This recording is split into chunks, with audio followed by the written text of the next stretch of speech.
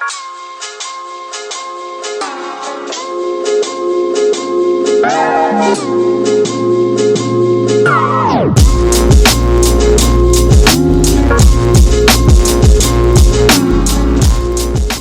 you so much today for joining us. I'm super excited to talk about this topic.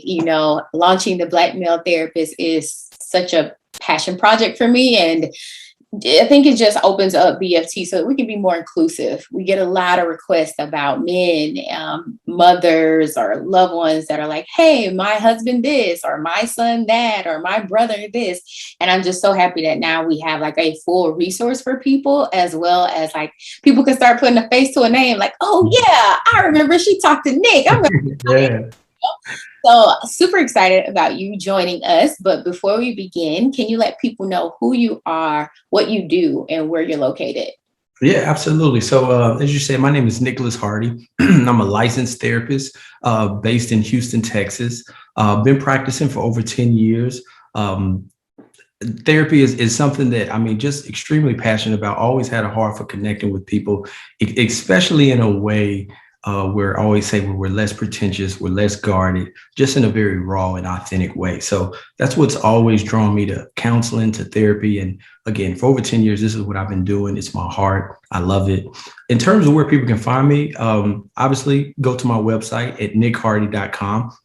And that's NICHARDY with no K. You can also follow me on Instagram at Nick Hardy _. So NICHARDY _, or on Facebook as well at Nick Hardy Counseling. Gotcha. I'm not on Facebook that much, but I'm always in there for like all the support groups. Facebook has it like hands down, like all support groups. Yeah, they got all the groups. It's a group for anything, right? If you're looking to build a pool, they got a group for it. So. They do. I love that. So you're joining us today to talk about depression in Black men, which is such a big topic, right? But Black Americans are less likely to receive treatment for depression. So I would like to kind of talk about that a little bit. Kind of why is that? And is it because of the stigma that's still around mental health, or is it because access to services or being able to even afford it? Like, kind of let's get into that a little bit. Yeah, absolutely. So I think all of the above. Let's first start with the stigma. I think we have come a long way in terms of just our openness to counseling and even just concerns around mental health. But there's still that stigma, right? I have a lot of people who come to me and they're like, hey, it's my first time doing this. You can just tell the trepidation in their voice, as if they almost want to say, hey, man, I ain't crazy. I just need somebody to talk to. And a lot of that hesitancy is because of the stigma, right? Obviously, from a cultural perspective, society perspective, there's so many different things that play into that stigma. And while we've come a long way, we're still kind of grappling with the stigma around mental health, and someone who raises their hand and says, I think I need to talk to someone, right? The second thing I believe is the representation.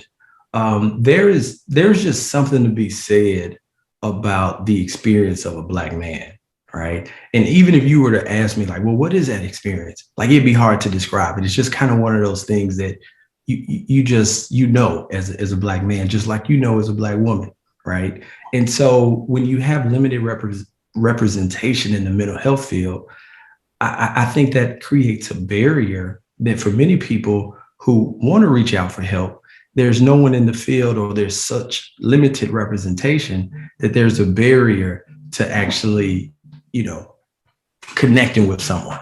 And so I think when you add all that together, in addition to cost and, just insurance doesn't always make it, easy. And it's just a lot. It's a lot of things. And I think overall, that's why not as many Black men are in treatment or, going to counseling and things like that.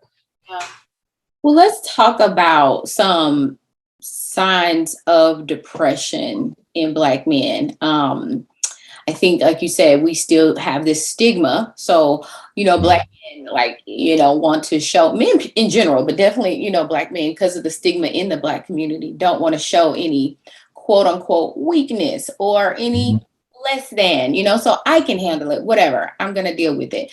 So how can someone know whether they're a loved one or even just as an individual, because maybe even as a man, as an individual, don't even know that maybe I am depressed. I don't even know it. Like, what are some signs that they can look for? Yeah, I think this is where it gets really tricky, right? Because depression looks different in different people, right? For some men, they may be depressed, but they're super successful at work, right? They kind of camouflage the depression and busyness. And so it's going to be hard to say, maybe you're depressed because they work in extra hours, right?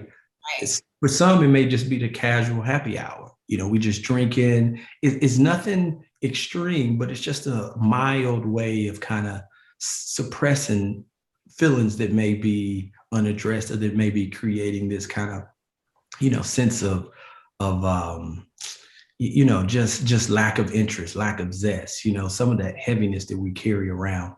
And so then you have a group of people who, for them, that sign is them just distancing themselves, right? And that's where, maybe their social relationships, maybe aren't as vibrant. They don't have that group of people that they hang out with.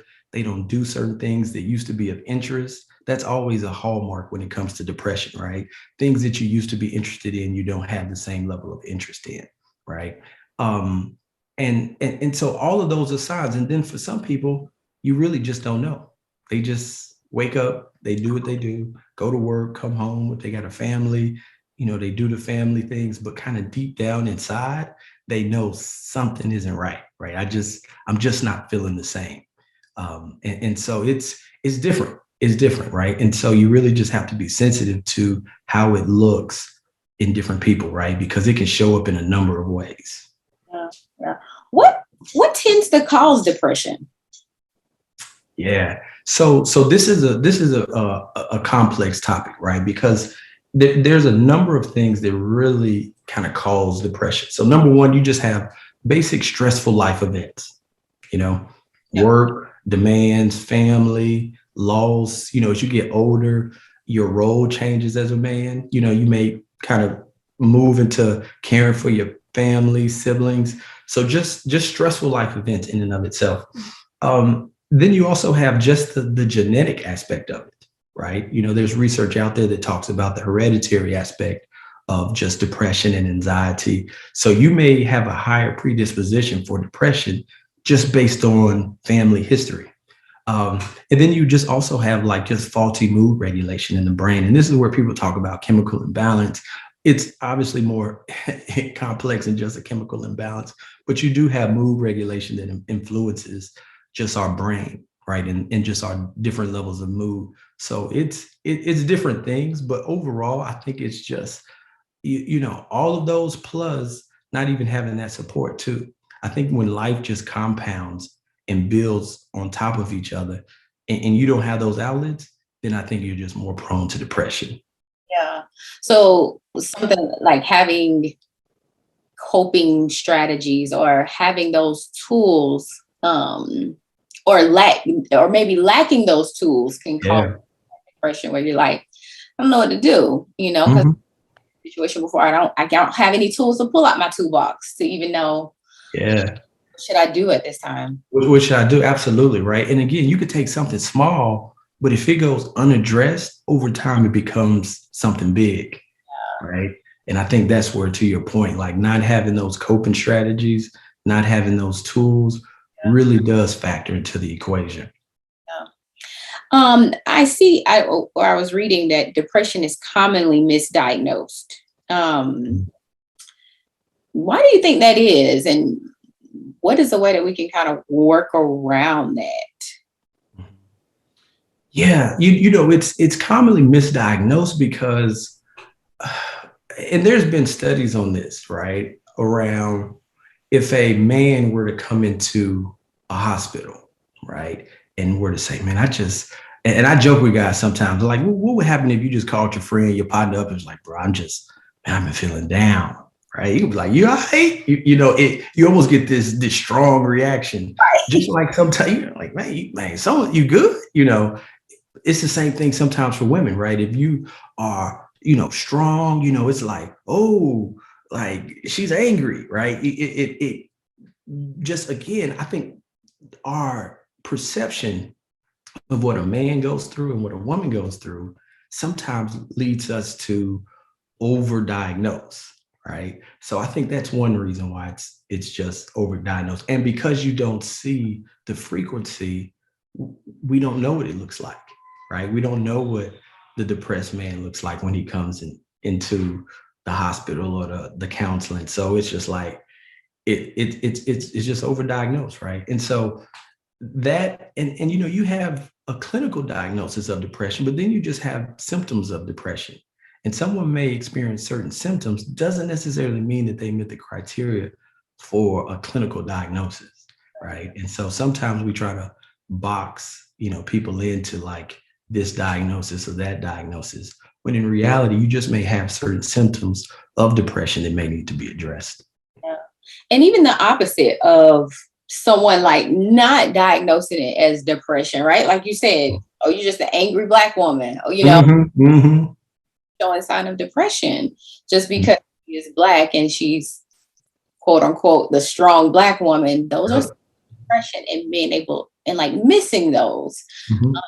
How can someone feel comfortable with going in to be evaluated and feeling comfortable with the results of what they're getting,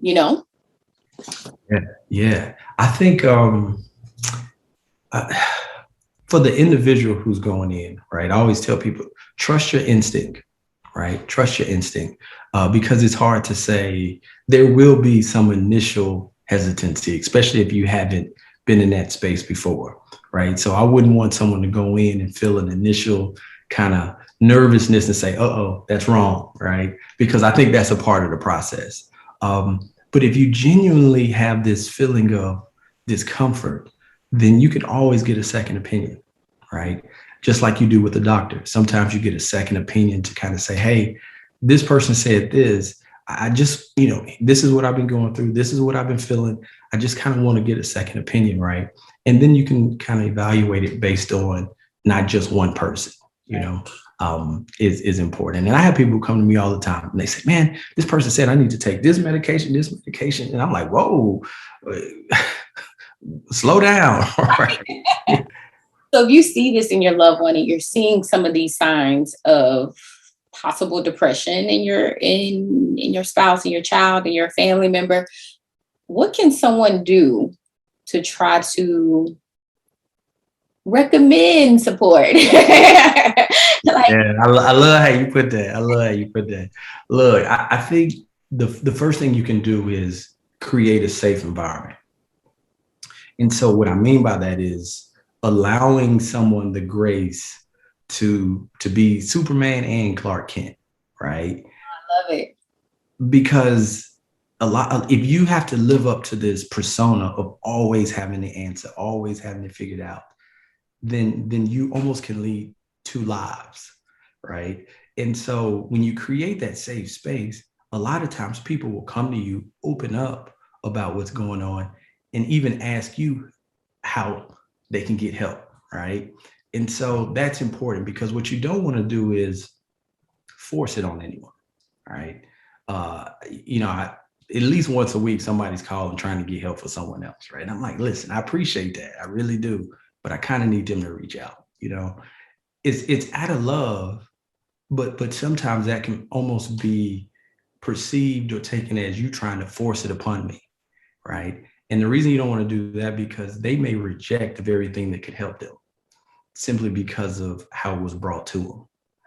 That's always tough when you're affected by the depression, right? Because it's like, by you not getting help, this is how it affects me, And so there is sometimes that heightened sense of urgency to do something about it, right? But you always have to be careful not to force anyone into help or treatment or counseling or anything like that. And so the second thing I think you can do is, when people open up, not use it against them later on. That's very true. Yeah. Y'all get in an argument and, here we go, like, when you the one that, like, whoa. Yeah. So I think that's important, right? Not using things that may be discussed in that kind of vulnerable moment against them later on. Yeah. right? That goes back into creating that safe environment. But then even asking people like, hey, I noticed something different. How can I support you? Right? What can I do? Right? When you position it or posture it in that way, it's not as if you're the one that's deciding for them, but you're saying, hey, you're asking them permission to be there for them, right? Like, how can I support you? Like, I see something's a little different.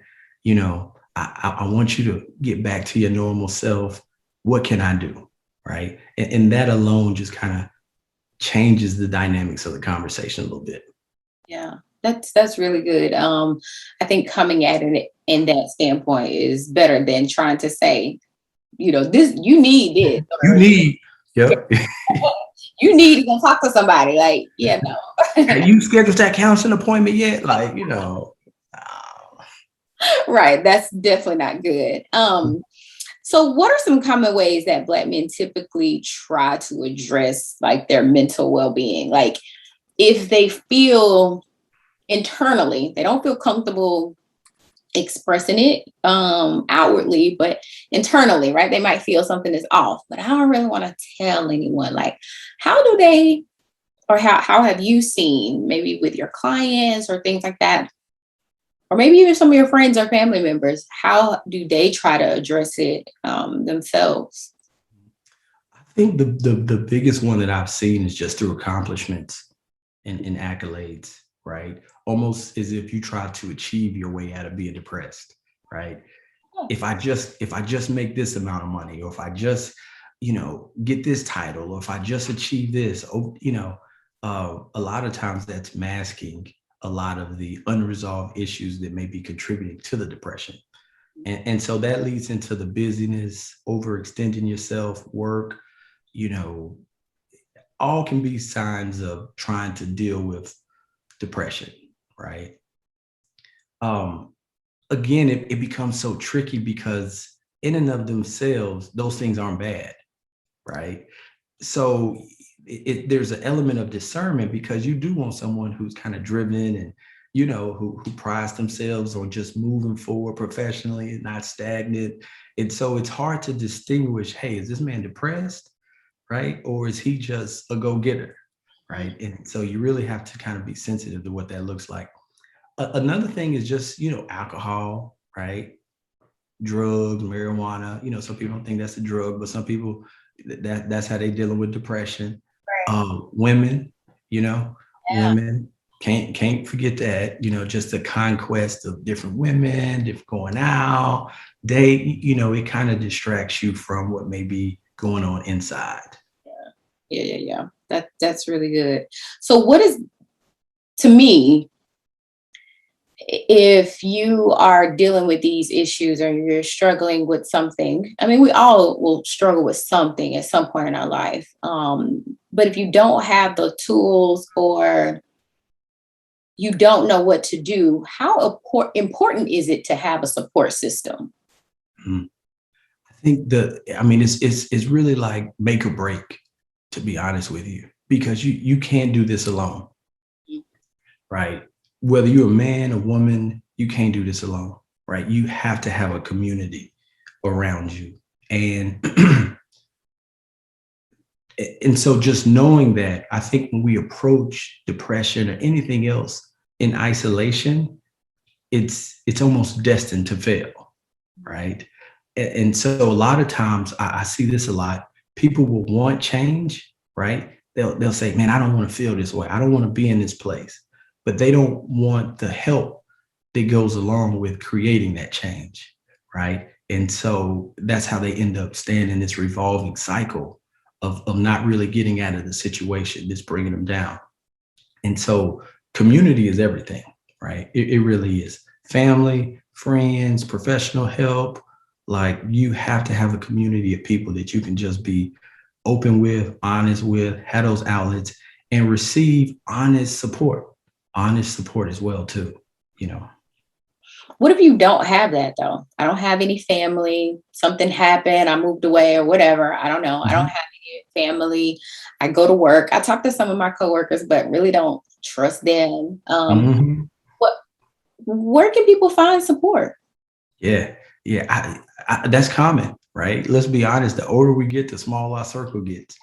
You know, and even just life, right? Life and the responsibilities that we have doesn't always allow for us to have extra time to invest in activities outside of work and taking care of the kids, the job and things like that. So it's tough. So if you don't have it, I think a couple things. One, it has to become a priority, right? As long as you view these relationships as ancillary or secondary, then you won't have time for it, right? So that's one thing, making time for activities outside of the day to day, the gym, if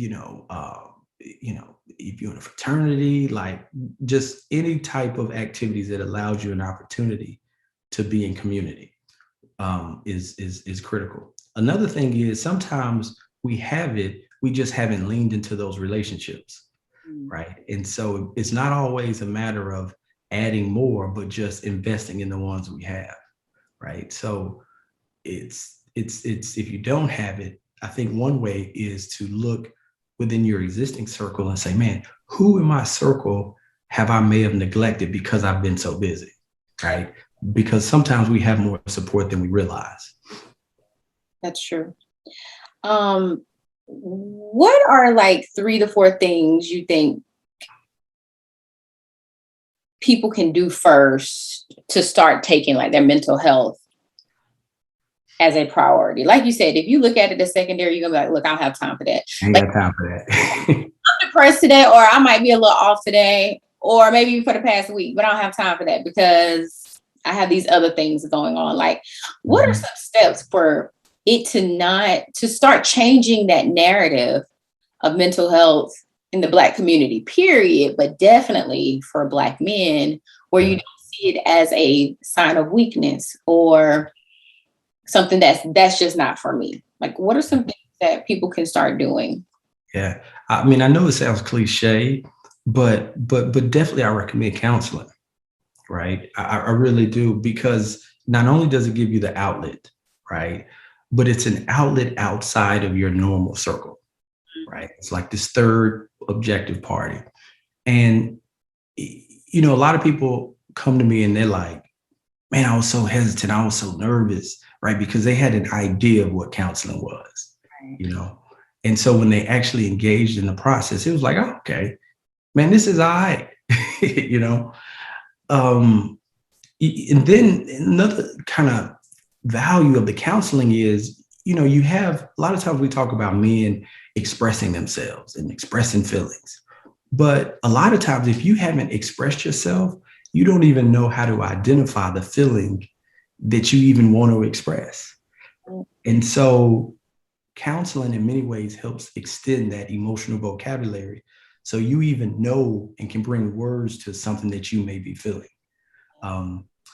So that is obviously one immediate step, find someone. It's may not be easy, but we're out there, right? There are plenty of counselors out there who can support you in that process.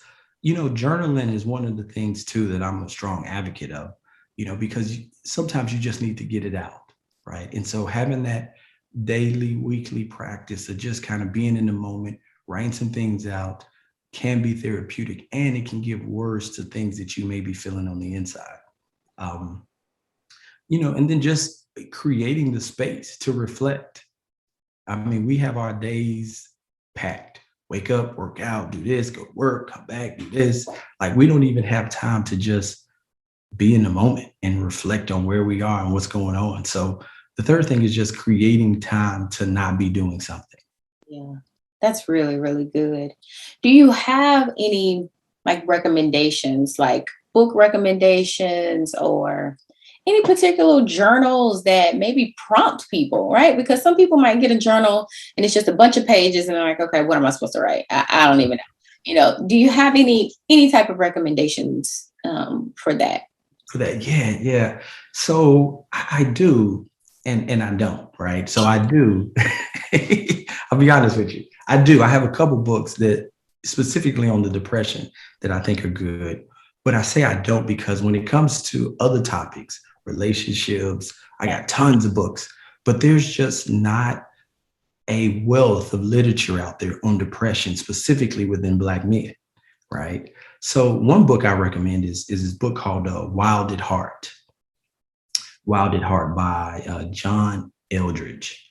Um, it's a really good book. It's a really good book, and because it doesn't necessarily talk specifically about men and depression, but it talks about men being more alive, Mhm. right? And when you think about the opposite of being alive, a lot of times you go to someone who's depressed, who's just numb, who's just has a very lackluster approach about life themselves.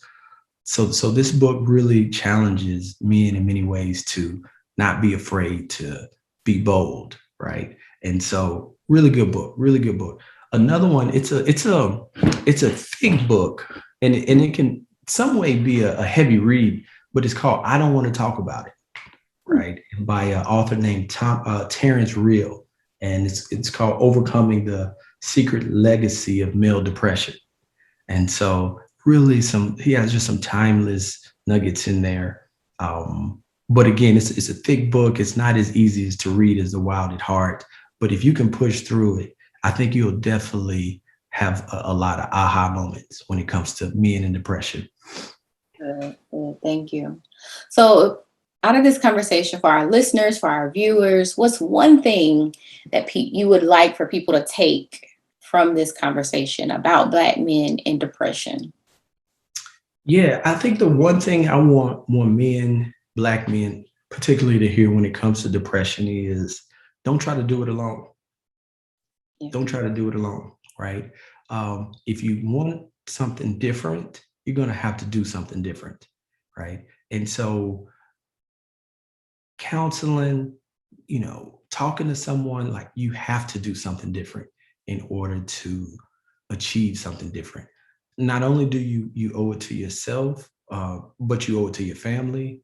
If you had kids, you owe it to your kids. Or if you want to have a family, you owe it to them to be in a healthy place mentally. And so there's a lot that we take on as Black men in the world. And so it's not designed to be done alone. Yeah, I love it.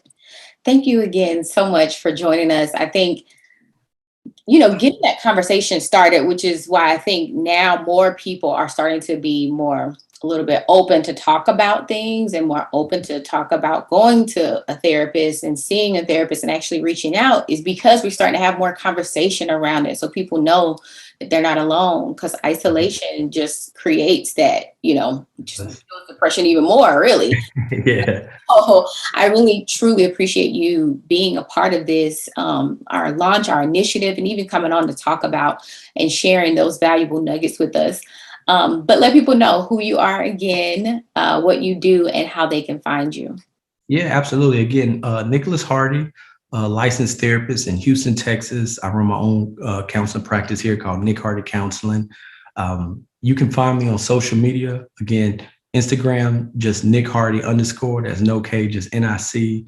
My website, nickhardy.com. If you're on Facebook, definitely follow, at Nick Hardy Counseling. Thank you, Nick, so much for joining us. We appreciate it. Hey, I appreciate it, Amber.